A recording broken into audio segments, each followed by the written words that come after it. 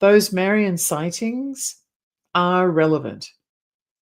They're telling us that we're going down a certain path and we need to turn around. We need to go a different way. Yes, exactly. This could be the kind of intervention. It may not be as obvious as all of your friends and relatives ambushing you in your living room when you come home from work one day and then telling you, locking the door and talking to you till you just say, give up and say, all right. It may not be that kind of an intervention, but similar, where all of these unavoidable kind of unmistakable, unavoidable things happen, and it's a wake-up call. Yeah. I don't think it's going to be as simple as some mothership lands and all the aliens come out and shoot dead or cut off, like in the Hopi prophecy, where spirit returns. I think it's the big white brother or something. Spirit returns, and if spirit returns from the west, no, from the east, no, from the west is bad news.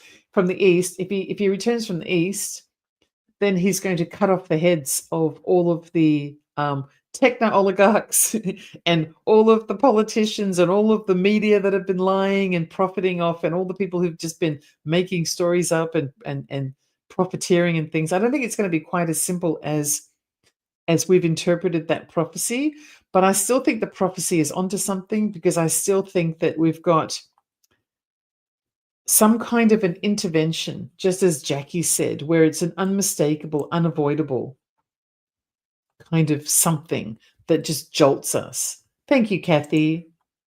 I appreciate your support. Thank you. Kathy is my rock.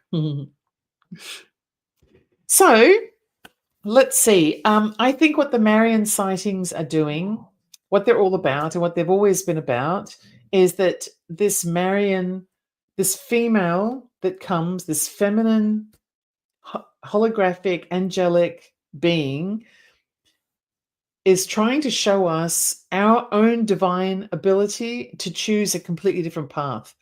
Because the very first thing that happened when we arrived, whether we arrived as Adam and Eve or were seeded by aliens or whatever it was, according to the Gnostics, the very first thing is we were encased in darkness. Like if they experiment on animals, the scientists, if they're breeding rats for the purposes of experimenting with them, they're not going to let the rats go out into the garden first and enjoy the sunlight. The rats are born, they immediately put them into a cage, so they never really experience life, and then they do all their tests on them. Kind of the same thing, that as soon as we were created, we were placed in the dark. And we've never actually seen the truth, at least not collectively. And there's something or someone that doesn't want us to be in control of our own collective future. But, it's called the Archons by the Gnostics, or it could be shape-shifting reptilians, according to David Icke, or it could be the Antichrist, according to the Bible. But I think that the Antichrist is something else. I don't think it's a person. I think it's a state of mind and a state of consciousness. And the big message for us is to realize that we have an amazing, infinite power that comes from inside us, and it applies to every single one of us, regardless of whether we're good looking or rich or whatever, or young or old or anything. And if we tap into that power by being discerning, by listening to our inner voice of truth and refusing to fall for the ideas that somebody else is more qualified to guide us than we are, not based on our opinion, but based on what's deeper, that deeper instinctive knowledge of what's right and what's wrong, that instinct that even the youngest of children have got. We all have that. And, it's just basically be decent, give service to others, and embody the principles that we expect to see in the world. And that's basically it. And understand that we're interdependent with others, with everything, and to focus on our collective future rather than just our individual future, because the collective is what's going to help us to deliver our future. So it's really quite simple, I think. And that's what I think that's what the Marian sightings are all about. But people have a lot of trouble seeing it because we're obviously very distracted. And some of us are just not aware, and there's a lot of ignorance, there's a lot of greed, there's lots of competition, and we've been pitted against each other constantly. But we just need to become more aware of what's happening around us. We need to work to heal our individual and collective trauma. A lot of that is shadow work kind of stuff. And then learning from ancient archetypes, because the reason why they're an archetype is because they have prevailed. So, you know, the different archetypes that appear in the Bible are symbols of human characteristics that have lived throughout the ages, and that's the reason why they're an archetype. And we should always be examining and learning from that to see how it plays out in the modern day. And then also looking at clues that arise in science and spirituality and tribal wisdoms and new discoveries, and that don't appear to be related to each other, because they probably are related. It's just that because we are so prone to being siloed, we just don't see the relationship. But I think that's the answer for us to be able to move forward.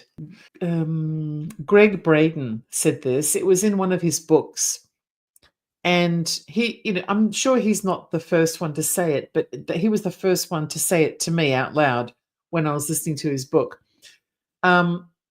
Greg Braden says, the people who are alive right now may be the last true humans, because people who are born into the next generation may not be entirely human.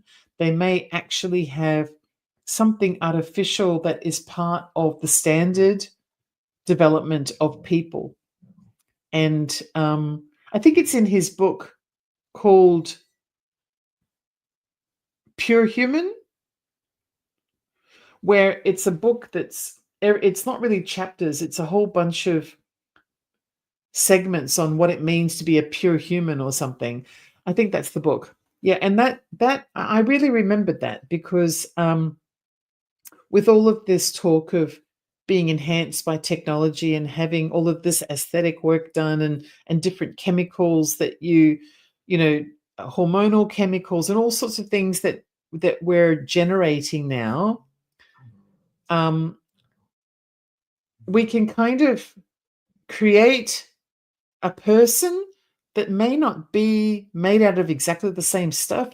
Speaking of DNA, they may have genetic differences to a person who was born in the previous generation. So I like Greg Braden too, Janie. I don't necessarily agree with everything that he says, but I don't have to agree with everything. I think what I like about him is he's a very peace-loving person, and everything he does, he looks at it from a place of positivity and love, and he seems to genuinely care about people as well, which I like about him. Yeah, there are some who just talk for the sake of getting famous, and I don't think he's like that. I think he's got a genuine desire to be able to help people as much as he can.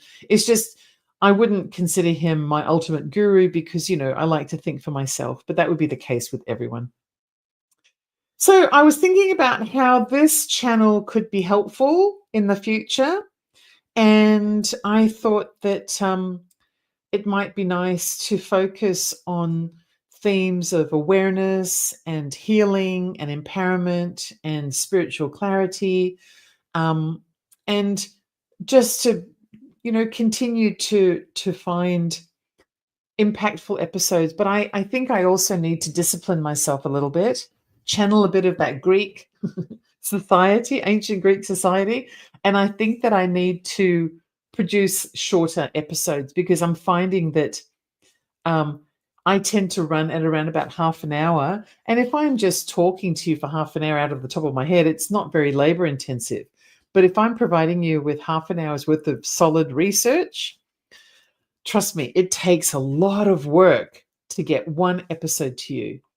Just one episode could take days, and it's just too taxing for me. And also, I think it can also be a little bit difficult to digest all of the information as well when it's in such a long video. So I think I'm probably going to carry on as I'm doing, but shorten the videos so that we're just getting nuggets. And that way it's so much easier to digest. But that requires me to be more disciplined than I am. And that's going to be a challenge. So I hope that it works for everyone, but I'm going to do my best to do that. Thank you guys. I see that,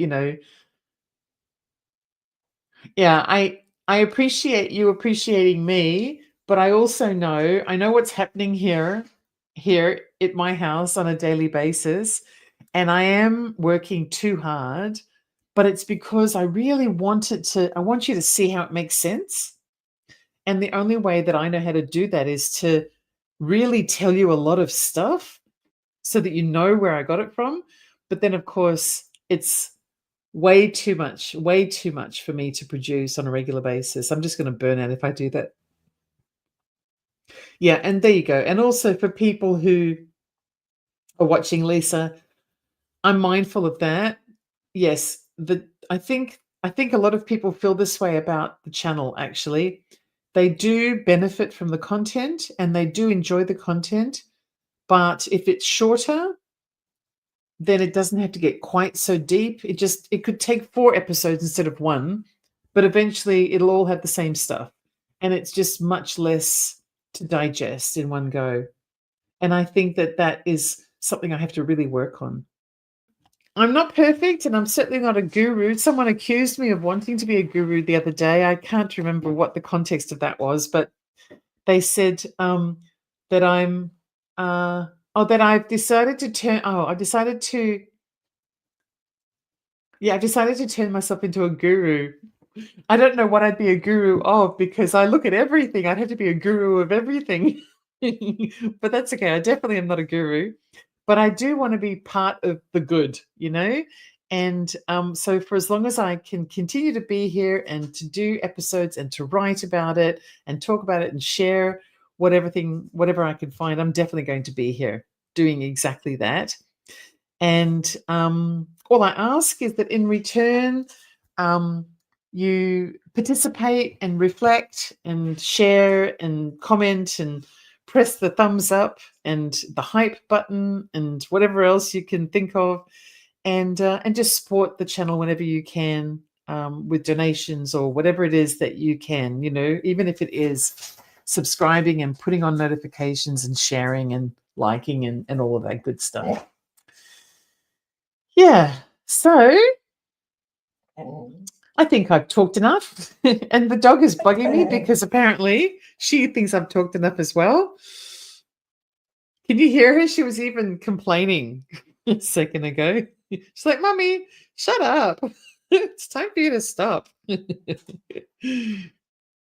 Yeah, good because good is good. Yes, I think this is the motto. Oh, thank you for that too, Diana. This is the one I meant to click. But good because good is good. I think that is the perfect t-shirt. Good because good is good. Actually, I like that.